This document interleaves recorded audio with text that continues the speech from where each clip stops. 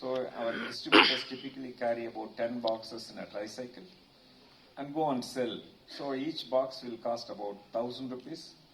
About 10, 15 boxes they will sell for 10,000 or 15,000 in a day. So that's how the distributor makes their money. Right, right. Whereas a mineral water bottle weighs about, each bottle was about 1.5 liters. So 18 kg, 12 bottles in this thing, right. in each one. And that will be sold for 100 rupees. Okay? As against close to 100 rupees. Right. The tricycle will hold about, say, 6 bottles or 5 boxes, which is 100 kilo. Beyond that, a person can't pedal. Can't really pedal. True. Okay. So then they are not able to do 1, 2 outlets, the goods are sold. So very unfit for our distribution. The opportunity for us in front of us, the dilemma was, should we have a different distributor, different field force, and go and support this product? He said, I don't have enough money. So I don't want to. I want to leverage my current distribution. That was very clear in my mind. He said, quick call, walked away. So therefore, the learning for me from that is, next time whenever you do, don't think whether the product are all coming very good, whether it can really succeed till the last mile we need to scan. Wonderful. So that was a learning like that. I don't know. How many of you knew about this Kavin Cares packaged water bottles? Any show of hands? Wonderful. I think we all will learn a lot from it. So, in your journey and in the kind of business that you are, your channel, your distributors, your dealers, extremely complex but very critical. So, managing that. And this question is very important here because a lot of SMEs that we know, and because a lot of them are into manufacturing, B2B, they all shy away from getting into, setting up a channel, distribution reach. And there is a lot of them shy away from creating that kind of a channel and sales team. So what is your advice here? How do you think they should approach this? Because a lot of them are happy B2B. Most of the times the reason is that they don't know the B2C route or they fear the B2C route. I think there is a concept called value chain. Okay, you need to know that finally somebody is consuming. The consumer is consuming. He is at the further end. So before that there will be retailers who buys and stocks the product and sell it to the customer, or Amazon kind of platform. Correct. So then you look at that, somebody will be, manufacturer will be there. To him, one person will be supplying raw materials, packing materials, like that. So many people will be supplying. The value chain will be built. For that raw material, somebody will be supplying another raw material. So like that, it is a big value chain. Okay. The farther away from the customers you are, end customer, where it's consumed, you will have less profits. This is a nature's law. Okay? Nobody can defy it. If very exceptional cases like Intel, you understand, used to say Intel inside.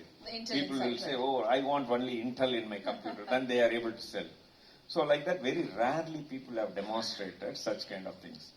Otherwise, it is important to be next to customer, very close to customers.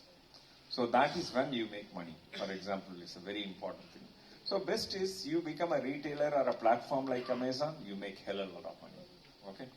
Or you are just immediately next to that, like a manufacturer who owns the brand, who creates a channel and so on, you make money.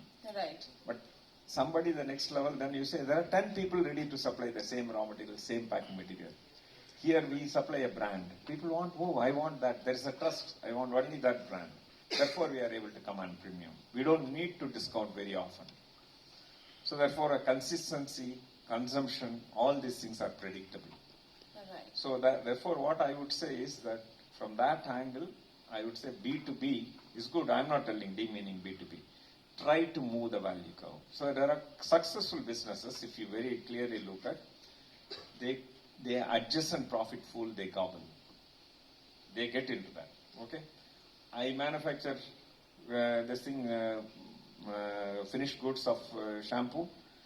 I started making my own packaging material. I started making my own raw material. That way the profit pool is enhanced. So this is called backward integration. That is also called a forward integration. No? So I start as a packing material supplier, but I end up starting my own shampoo. This is a forward integration. So I think people need to move the curve. Eventually move closer and closer to reap maximum profit. The further away, you are at the mercy of someone. You will say all the time you will crib. People are pushing rates, profitability is not that. You will be fighting day in and day out. So that I think one need to come out is my viewpoint. Wonderful. And so, sir, one thing that we see that you have grown, and obviously, Kavin Care, personally, the way you give time to various platforms, are there to interact and give your knowledge, share your knowledge, very active in platforms like TIE. So, your team, the people around you, have really played a critical role. So, how are you able to build a team? Because that is where a lot of organizations are struggling to attract the right kind of talent, retain them, imbibe culture. So, how are you able to do it successfully? I think I can tell you one thing. You commit time like this, you are forced to delegate. Right. Okay. So that way that helps me a lot, if you look at. Otherwise I was also hesitant initially. So wanting to kind of this thing do, how business can grow, somebody I need to take decisions and so on. So okay, fine, come out and do. Once or twice you commit, and you see things are going as usual. Same thing will happen even if I die. Things are going to go.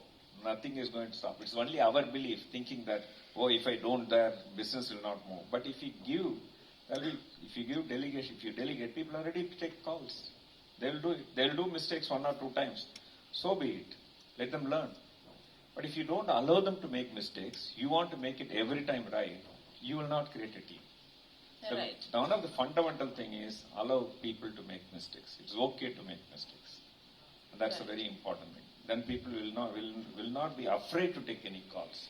Right. If it's a big decision, then they can come and consult. It can be said, okay, these kind of decisions need to be consulted.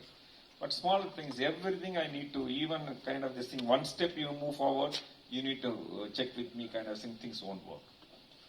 So the very important, allow people to make mistakes is one of the fundamental rules of building an organization. So, this is a very critical point. So, how would you define your leadership?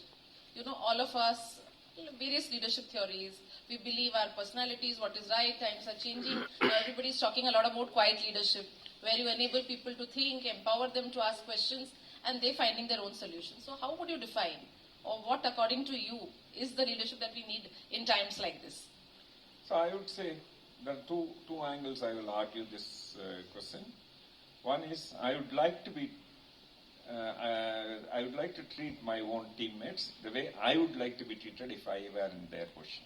Okay, that's fundamental rule 1.